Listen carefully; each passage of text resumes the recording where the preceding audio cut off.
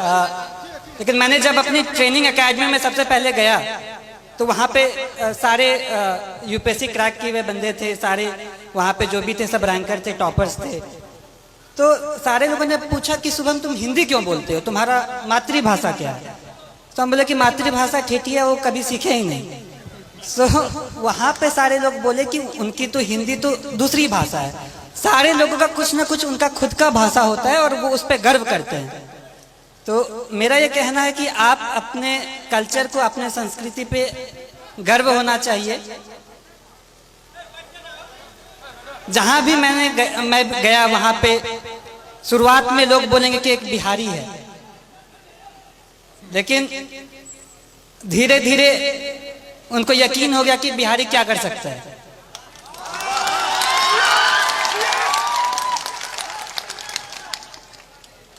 वो बोला कि बिहारी ऐसे बोलता है, बोला गुजराती भी तो अपना अलग भाषा बोलता है। कभी साउथ वाले लोगों को देखा कैसे हिंदी बोलते हैं। मेरा ये कहना है कि अपने पे आपको कॉन्फिडेंस होना चाहिए, आत्मविश्वास होना चाहिए, अपने पे गर्व होना चाहिए। जब आप अपने को जान पाएंगे तो ही आप अच्छे से अपने लाइफ में कुछ कर सकते हैं, क्योंकि फिर आप अपना 100% देंगे। मैं जो भी हूँ वो मैं अपने परिवार वालों की वजह से हूँ। मेरे परिवार में पापा मम्मी चाचा चाची दीदी भाई बहन सबका महत्व है। मैं कहीं पे भी गया हर दिन मम्मी पापा से, हर दिन अपने परिवार वालों से बात किया। तो ये कहने के लिए एक छोटा सा बात है, लेकिन जब आप अपने लोगों के पास रहते हो और उनका फुल सपोर्ट आप पे होता है, तो मुझे ये लगा कि अगर मैं एग्जाम नहीं भी क्वालिफाई कर पाऊं, फिर भी मेरे परिवार मेरा हमेशा साथ देगा। कभी भी ऐसे पापा नहीं बोले कि ये एग्जाम नहीं क्वालिफाई करोगे तो क्या होगा, वैसा कुछ नहीं। तो ये बहुत बड़ा रोल प्ले किया मेरे सक्सेस में। एग्जाम के हर घड़ी में हर स्टेज पे मैं ये बोला कि पापा इतना मुश्किल है, मुझसे नहीं हो पाएगा। लेकिन पापा कहते थे कि नहीं, तुम कर सकते हो, तुमको जितना विश्वास तुम पे है उससे ज्यादा मुझ पे तुम पे है। तो ये सपोर्ट जो है वो बहुत यूनिक रहा, वो बहुत अलग किस्म का सपोर्ट रहा। और दूसरी बात जो पापा कह रहे थे कि चाचा भी कह रहे थे कि घर का माहौल अच्छा होना चाहिए।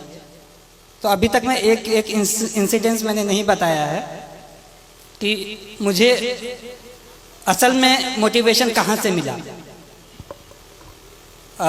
एक बार ऐसा हुआ कि पापा को याद भी नहीं होगा, बालदेव दादा मेरे घर पे आते हैं। वो अपनी बेटी की शादी के लिए कुछ 3000 रुपये पापा से उधार पे लिए होंगे, और उनकी बेटी की शादी पापा यहाँ मंदिर में कराए थे। तो पापा ने ये नहीं कहा कि 3000 रुपये मैं दे रहा हूँ, वो कहा कि नहीं आपको वापस करना है। फिर वो मेहनत किए और फिर वो 3000 वापस जब दे रहे थे तो मैं भी देख रहा था। पापा ने सारा नोट काउंट किया 500 के नोट से, फिर एंड में 3000 रुपये दादा को दे दिया कि ये आपकी मेहनत की कमाई है, ये अपने साथ रखे। ये मैं कहना चाहता हूँ कि इससे ये क्या हुआ कि वो सामने वाला मेहनत किया, वो कमाई, वो फ्री का पैसा नहीं समझा। इसी तरह मैं भी चाहता हूँ, मेरी ये कामना है कि मैं भी लोगों के लिए काम करूँ। एक बार रिजल्ट आ जाना बड़ी बात होती है, लेकिन उससे बड़ी बात है कि लोगों के आशाओं पे खड़ा होना।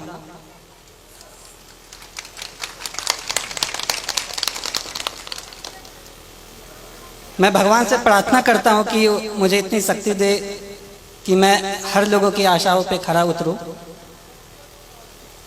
इसके अलावा आप जो भी रहें, लेकिन सबसे पहले आप आदमी अच्छा बने। लोगों ने कहा कि तुम्हारा लक बहुत अच्छा है, एग्जाम क्वालिफाई हो जाता है, अच्छे कर लेते हो। लेकिन मैं ये कहना चाहता हूँ कि आपका लक तभी साथ देगा जब आप खुद के लिए आप सही हो, आप दूसरों के लिए सही हो। आप दूसरों की मदद करें,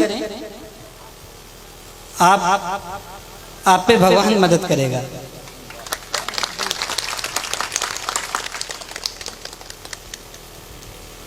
छात्रों के लिए मैं ये कहना चाहता हूँ कि जैसे बचपन में मुझे लोग कुछ कहते थे कि बहुत जिद्दी है, मैं अब कहता हूँ कि जिद्दी है तो ठीक है, मैं ये करूँगा, मैं करके दिखाऊंगा। ये जिद भी बहुत अच्छी चीज़ है।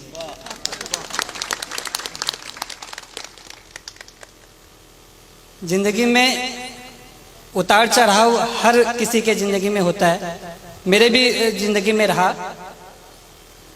जब विद्या विहार में क्लास 6 में गया तो 110 लोगों में मेरा स्थान जो होता था वो 40-50 के आसपास होता था। लेकिन पापा मुझे कभी फोर्स नहीं किया कि तुमको पहला स्थान ही लाना है। क्लास 6 में ऐसे ही रहा, 7 में भी क्लास 40 के आसपास ही रैंक रहता था। क्लास 8 में किसी ने मुझे कह दिया कि शुभम बहुत लकी है, 40 के आसपास रैंक आता है, सेक्शन ए में चले जाते हो। विद्याविहार में रूल था कि टॉप 40 वाले को सेक्शन ए में रखते थे। तो फिर मैं ये सोचा, मैंने प्रण लिया कि मैं ये करके दिखाऊंगा कि ये बस लक नहीं है, मैं मेहनत करूंगा। छात्रों को ये कहना चाहता हूँ कि जब आप प्रण लेते हैं, आपके पास एक प्रॉपर प्लान होता है, आप उसको इम्प्लीमेंट करिए और धीरे धीरे आप खुद का एक बेहतर सेल्फ बन के निकले। आपको ये हमेशा लगना चाहिए कि आज का जो मैं हूं वो कल का जो मैं बनूंगा वो आज के मैं से बेहतर बनूंगा।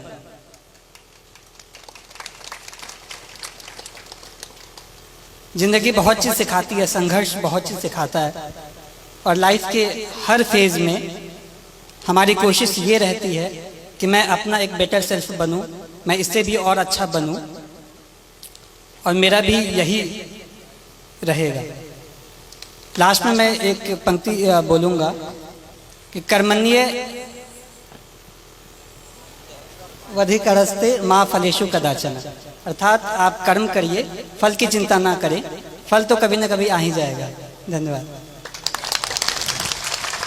शुभम कुमार को बहुत बहुत धन्यवाद और को उसके जीवन की शुभकामना के लिए धन्यवाद कहना चाहता हूँ कि आप लोग इतनी की तादाद में यहाँ आए, मुझे बहुत अच्छा लगा। एंड इतने सारे लोग इतनी अच्छी बातें कही।